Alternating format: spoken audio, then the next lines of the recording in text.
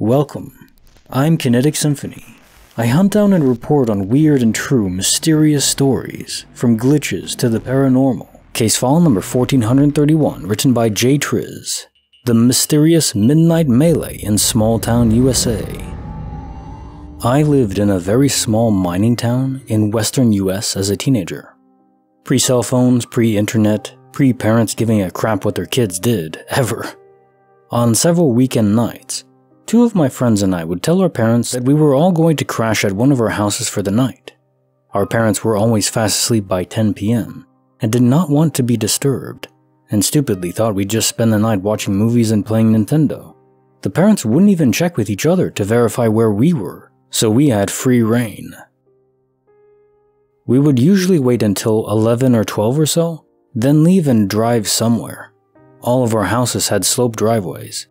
We would roll the car in neutral out into the street and start it there to be sure no one would hear.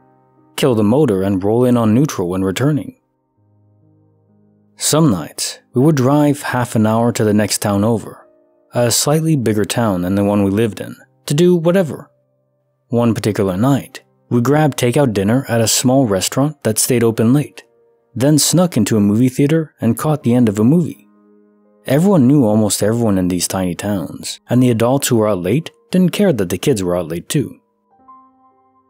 After the movie, we aimlessly drove around the town for a while, listening to music, talking. There was next to nothing to do there. That night, we drove through some of the streets with houses just chilling, killing time before heading home.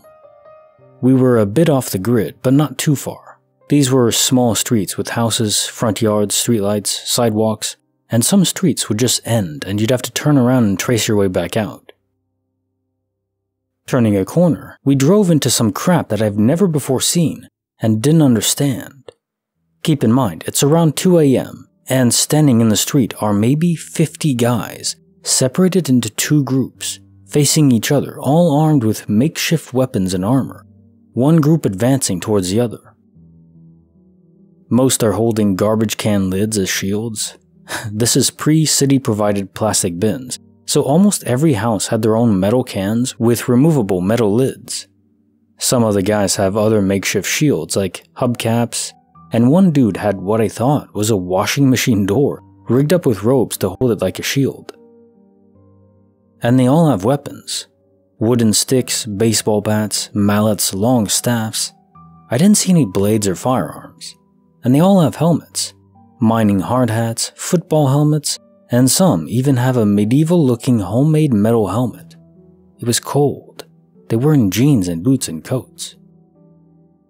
We stopped, our headlights blaring upon them.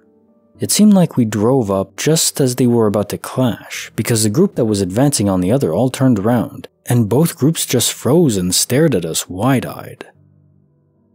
My friend threw the car in reverse, and we noped the hell out of there.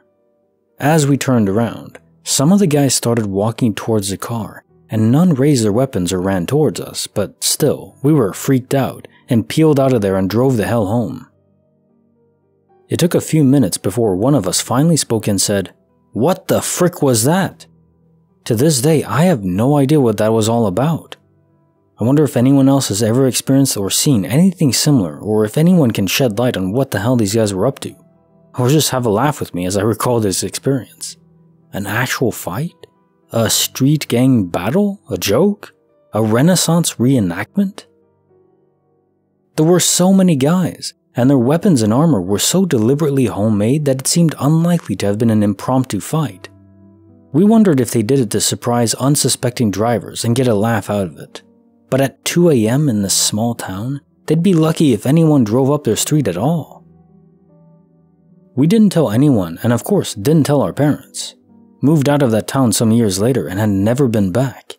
It's been decades now, but that remains one of the most unexplainable things I've ever seen. Would love to hear others' thoughts. Case file 1431. The mysterious midnight melee in small town USA. So if not for the 2 a.m. detail, I'd say this was certainly just a kind of LARPing event. I actually went to one when I was a teen. My mom brought me there.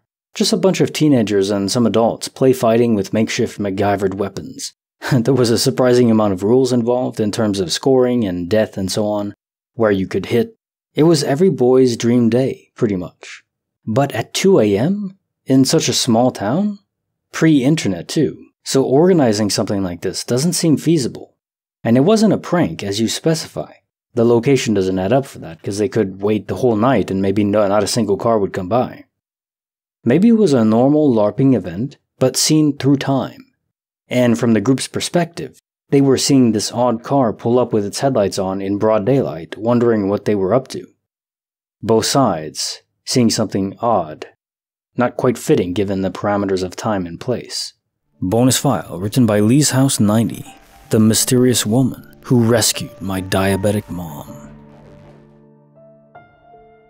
My mom is a type 1 diabetic, has been since she was 11 years of age. When me and my little brother were very young, I was about 7 and he was 5, I came into my mom's room to find she was acting extremely strangely.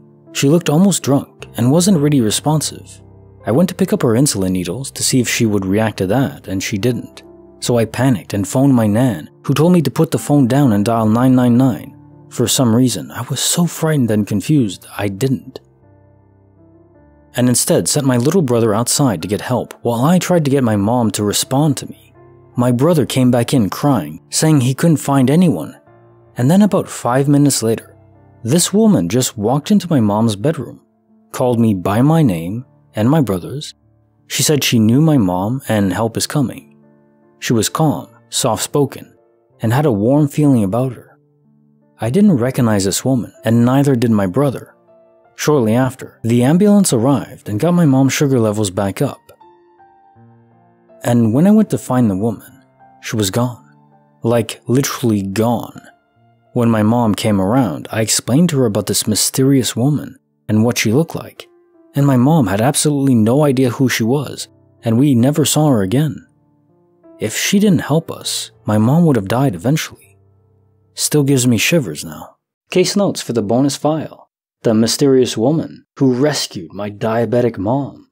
So your brother did go outside for help. I could believe that this strange woman heard your brother's cries, but from far away, and came as fast as she could, but it still took some time. But how she knew your names? Maybe it was your mother's guardian angel. A normal stranger human wouldn't know the names of these kids there and the mother too. And this would make sense. A guardian angel oversees all of her life, and of course she'd be aware of her children's names. And she'd call for the ambulance that both of you in a young panic didn't. Which, I don't blame you. I probably wouldn't have known what to do or been capable of emotionally handling it at the time at such a young age. Even as an adult, it would be stressful. And now time for the quote of the day. Mistakes are part of the dues one pays for a full life. Sophia Loren. Very true indeed. And I'm curious, what is all of yours biggest mistakes, or would you say is your biggest mistake in life that you're willing to share? I think my biggest mistake was being homeless when I was young, just a teenager. For various reasons, it wasn't absolutely necessary to happen that way, but where my mind was, it kind of led to that. Now, funnily enough, being homeless developed my character a lot, so I don't even know if it's a mistake, but I do wonder where my life would be now had I not done that. I guess that's the other problem with mistakes, right? How do you know it was actually a mistake in the grand scope of your life? It's really hard to say. Like the video, subscribe, hit the bell. Kinetic Symphony signing off.